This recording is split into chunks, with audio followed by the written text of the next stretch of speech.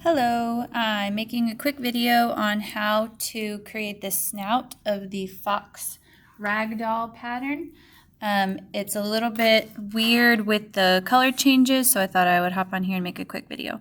So you need your 6mm crochet hook, you need your vintage white and the burnt mustard color, or whatever the accent color is would be the white, and your main body color would be the burnt orange.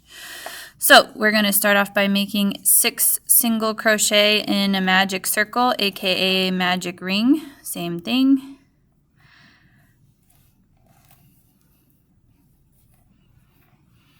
There's my magic circle. Then we will 1, 2, 3, 4,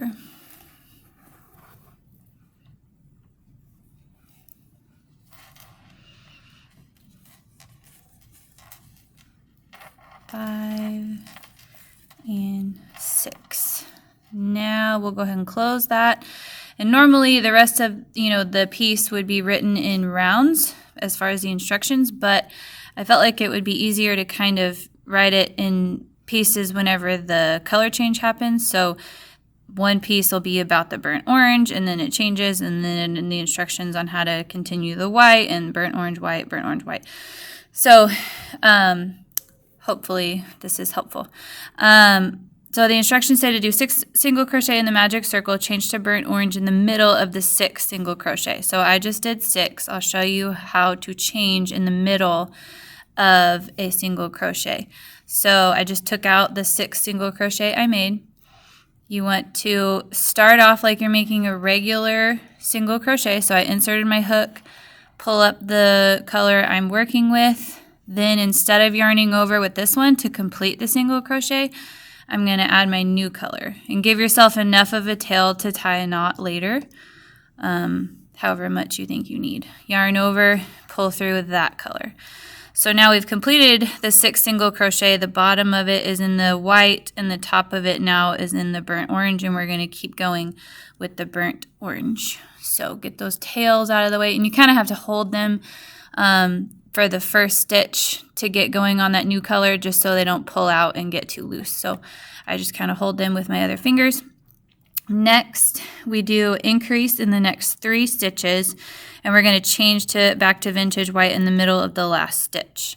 So we will go, oops, this first one's always tricky to get under both of those loops.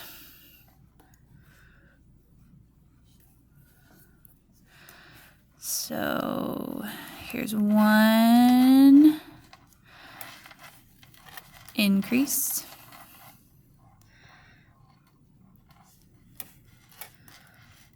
I'm also at a very awkward angle right now, I'm sorry.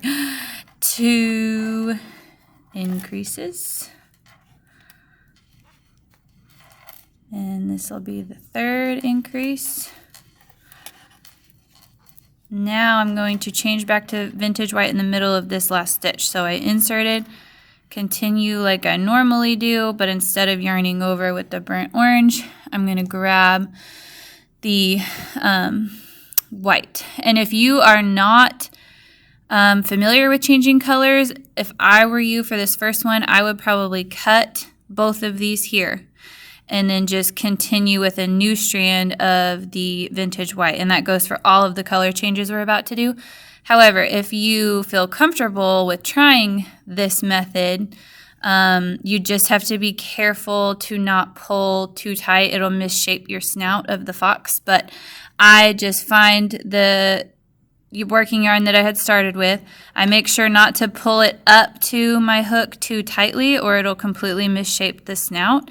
So just kind of find where it wants to still lay your piece flat and grab it then to now pick up the white. Again, if you're seeing it all wonky shaped and it doesn't look right, then cut both of those and start with a new strand of your vintage white for this color change. So we just changed color in the middle of the last stitch. Now we'll do 3 increases with this color. and we will change back to burnt orange in the last stitch. That was one increase,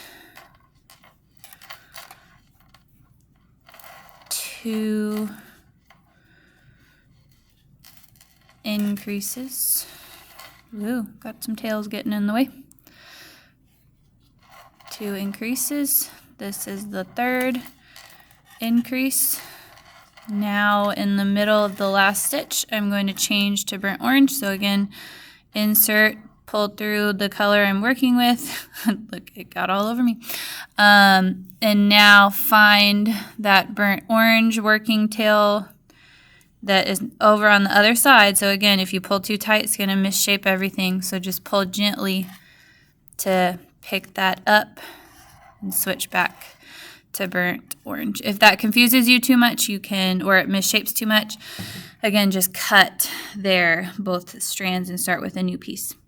Okay, now we're going to do 1 single crochet increase. So in this next stitch, I will just do 1 single crochet.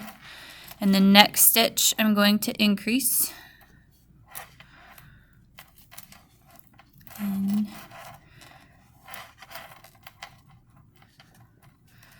increase. And now I'm going to repeat that sequence, the 1 single crochet increase 2 more times. So in the next stitch, I will single crochet, next stitch, increase,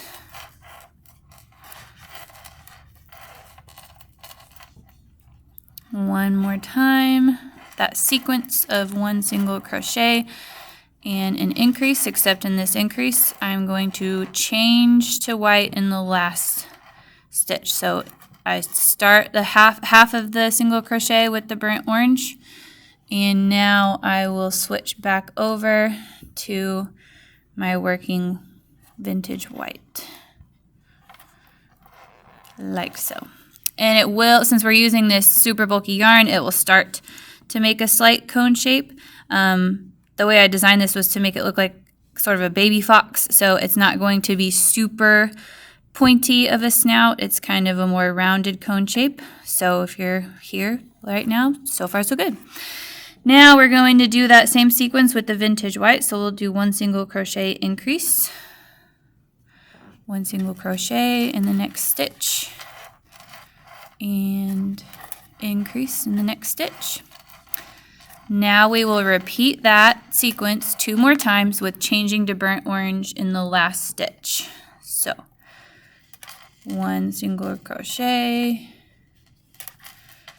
increase,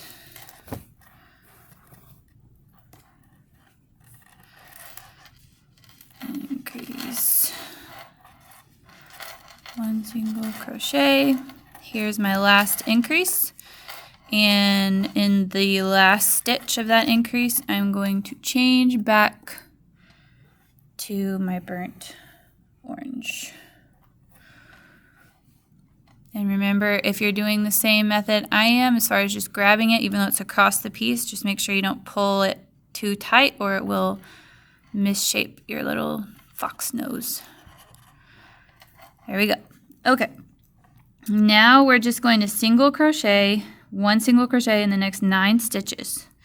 In the 9th stitch, we will change back to vintage white. So 1, 2, 3, 4, 5, 6, 7, 8, and then in this 9th one, we will complete it halfway with burnt orange, and then pull back up our vintage white for the other half.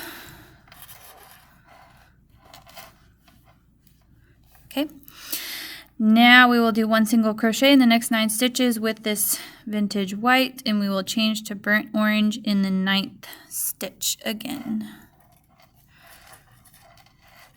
1, 2, 3, 4, 5,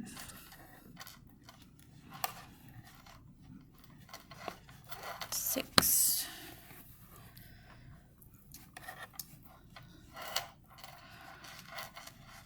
7, 8, and the last one, the 9th one, I'm changing colors back to the burnt orange. If it'll get over here. Okay, and as the snout gets bigger, it is easier to pull this too tight and misshape it. So if that's happening to you, just cut it and start with the new piece of burnt orange. You'll just have multiple knots inside, which is fine because it's inside. Okay, so we changed colors on the 9th stitch. Now we're done with vintage white, so you can cut your working yard of vintage white, but make sure you leave a long tail of this because this tail is what you're going to use to sew this half of the snout to the face later. So I will cut that just so I can have less in my way. And now to finish, we will just slip stitch into this burnt orange stitch here. So, sorry, I think I got out of frame there. Let me redo it. Just color changed, slip stitch into the next stitch. And the whole point of doing that is just kind of to give the snout a nice rounded edge over here instead of a drop off from making the spiral. And then also now, before we fasten off, we will make sure to leave a long tail of burnt orange as well, because we will use this tail to sew the half of the snout that is orange onto the face. And I will cut that real quick and show you what the finished snout looks like. Pull it all the way up. Kind of, you might have to work with your pieces a little bit just to get that last stitch nice and tight. So these two are going to be my tails that I sew with when I'm ready to sew this onto the face. And this is what the inside looks like. It gets a little ugly, but luckily these, our tails are nice and thick. We can use these as stuffing in the end when we stuff the snout to add it to the face. So that's it.